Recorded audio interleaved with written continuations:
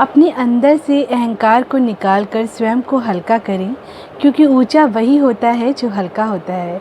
जय श्री कृष्णा दोस्तों, मैं एस्ट्रोलॉजर मीनाक्षी आज फिर से अपने चैनल पर आप लोगों का स्वागत करती हूँ, अभिनंदन करती हूँ।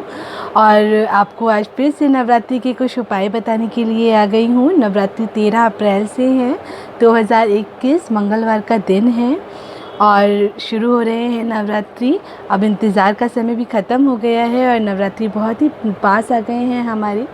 तो नवरात्रि पर जिन कन्याओं का विवाह नहीं हो पा रहा है, जो बहुत टाइम से परेशान हैं, किसी न किसी अड़चन की वजह से उनकी ज़िंदगी में प्रॉब्लम्स आ रहे हैं और वो विवाह नहीं कर पा रही हैं, कोई भी रीज़न हो सकता है उसका। कई बार आपको ही कोई पसंद नहीं आ रहा है या कोई आपको पसंद नहीं कर रहा है या कुंडली नहीं मिल पा रही है या कोई भी और रीज़न हो सकता है जिसकी वजह से आपका विवाह नहीं हो पा रहा है, आपको अपने हिसाब से अपने अनुकूल जीवन साथी नहीं मिल पा रहा है। तो उसके लिए मैं कुछ उपाय बताती हूँ आपको, जो कि नवरात्रि के टाइम पर आप करेंगे तो आपको ज़रूर लाभ होगा। माँ दुर्गा आपकी ज़रूर सुनेगी। नवरात्रि में तो हम 9 माताओं की पूजा करते हैं, 9 रूपों की पूजा करते हैं माँ की। तो माँ दुर्गा स्वयं धरती पर आती हैं, जो हमारी ज़रूर इच्छा को, हमारी मनोकामना को पूरा करती हैं। तो इस नवरात्रि इस उपाय को करिए तो आपकी मनोकामना भी ज़रूर पूरी होगी। आपकी जीवन में जो अड़चनें आ रही हैं वो जल्दी ख़त्म हो जाएंगी। तो इसको ज़रूर करिए, इस उपाय को आप। और अगर इस उपाय से भी आपको कोई फ़ायदा नहीं हो रहा है, वैसे तो फ़ायदा होगा ही होगा, अगर आप विश्वास के साथ करते हैं तो निश्चित ही आपको फ़ायदा होगा। पर कोई कोई होता है जिसको इससे भी कोई फ़ायदा नहीं होता है, तो उसके लिए फिर आप अपनी कुंडली दिखाइए, ग्रह देखिए कि क्या प्रॉब्लम है, क्या परेशानी हो रही है जिसकी वजह से ऐसा हो रहा है। फिर अपने ग्रह के हिसाब से, अपनी कुंडली के अनुकूल आप उपाय करिए तो आपको ज़रूर जल्दी फ़ायदा हो जाएगा उससे। और नहीं तो नवरात्रों में इस उपाय को तो आप कर ही सकते हैं। माँ जगदम्बा की पूजा तो हम सभी करते हैं, जो लड़कियां हॉस्टल में रहती हैं वो भी करती हैं, लड़के भी करते हैं। नवरात्रि की पूजा तो ज़्यादातर लोग करते हैं। और माँ को मनाना तो बहुत ही आसान होता है। कहते हैं शिव जी को मनाना बहुत आसान है, तो शिव जी को मनाना तो बहुत आसान होता ही है। और साथ में माँ दुर्गा को मनाना भी बहुत आसान होता है, क्योंकि वो माँ है, सबकी सुनती है और सबकी फरियाद को पूरा करती है, सबकी अर्ज़ी सुनती है। तो आप लोग भी माता के दरबार में अपनी अर्ज़ी लगाइए, अपने घर में ही, अपनी माता की मंदिर में, अपने घर पर ही करिए। अगर आप मंदिर नहीं जा पा रहे हैं तो उसमें कोई भी दिक्कत, कोई भी परेशानी नहीं है। तो जो उपाय मैं आपको बता रही हूँ, आप चाहो तो पेन और पेपर ले लीजिए और नोट डाउन कर लीजिए, ताकि आपके लिए इजी हो जाए और आप सारा सामान ला सकें। वैसे ऐसा कोई भी सामान नहीं है जो आपको स्पेशल लाना है, आपको सिर्फ़ और सिर्फ लौंग चाहिए और लाल कपड़ा चाहिए और पीला कपड़ा। तो ये उपाय मैं आपको बताती हूँ आपको क्या करना है। आपको नवरात्रि के फर्स्ट डे लौंग लेनी है अपनी उम्र के हिसाब से। अगर आपकी उम्र 26 साल है, अगर आपकी उम्र 24 साल है, या आप 30 साल के हैं, 32 साल के हैं, जितनी भी आपकी उम्र है उस हिसाब से आपको लौंग लेनी है। मान लेते हैं आपकी उम्र 26 साल की है, तो आप 26 जोड़े लौंग के ले लेंगे। एक लौंग नहीं लेनी है, आपको जोड़ा लौंग का लेना है और 26 जोड़े लौंग के ले लेंगे अपनी उम्र के हिसाब से। और उस लौंग की आपको एक माला बना लेनी है और वो माला आपको दुर्गा मैया को सुबह सुबह नवरात्रि में अर्पण कर देनी है, माँ को पहना देनी है उस माला को।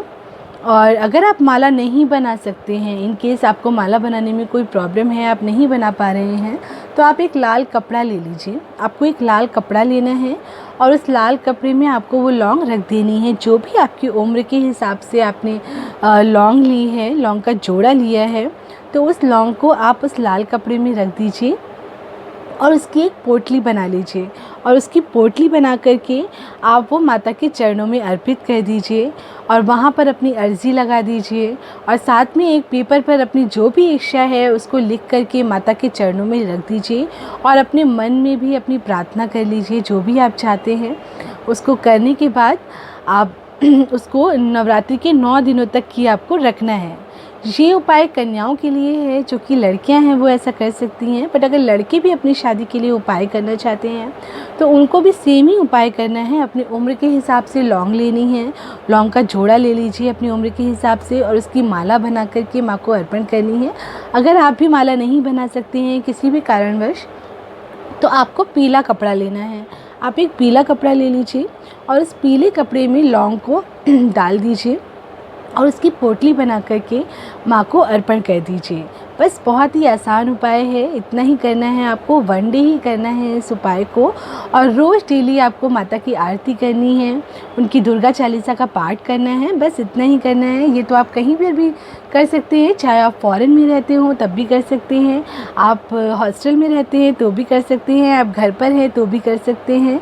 और अगर किसी वजह से कोई नहीं कर पा रहा है तो उनके पेरेंट्स भी ये कर सकते हैं, वो उनके नाम से कर सकते हैं, ये उनके लिए उपाय। अगर वो नहीं कर पा रहे हैं किसी वजह से तो आप कर सकते हैं खुद इस उपाय को। और जब 10वां दिन आएगा आपको 9 दिन 10 दिन तक की इसको वहीं पर माता की मंदिर में रखना है। उसके बाद 10वें दिन आप इसको उठा लीजिए, माँ से मांग लीजिए वापस, और उसके बाद आप इसको किसी नदी में प्रवाहित कर दीजिए अपनी इच्छा बोल करके।